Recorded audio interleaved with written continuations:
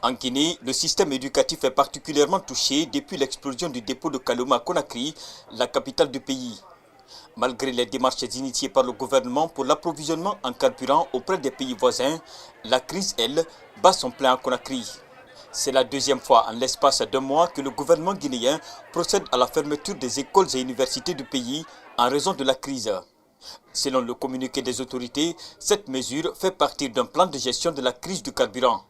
Les écoles resteront fermées du 8 au 14 janvier 2024. Vu que les élèves constituent une partie de la population très fragile, parce qu'il y a même des tout petits là-dedans, vu cette situation, je crois que le gouvernement a cru bon de prendre la décision de renvoyer à nouveau les enfants en congé pour une semaine, du 8 au 14 inclusivement. Et d'ici là, la situation serait réglée. La mesure est prise en raison des problèmes logistiques, le transport étant fortement affecté par le faible approvisionnement dans les stations. La situation inquiète les syndicats de l'éducation qui craignent un bouleversement du calendrier scolaire. Selon eux, un réajustement des programmes s'impose pour rattraper les semaines de cours perdues.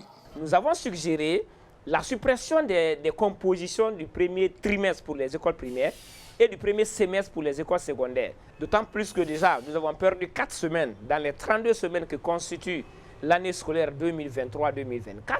Donc, il faut supprimer les congés de Pâques et en le faisant, la semaine des congés de Pâques pourrait être utilisée pour rattraper certains cours perdus. Sur le terrain, les autorités rassurent être à l'œuvre pour trouver une solution adéquate pour le retour permanent des apprenants dans les classes. La situation n'aurait pas de grandes conséquences sur l'éducation des élèves, mais ceux-ci devront s'attendre à une perturbation dans le calendrier scolaire.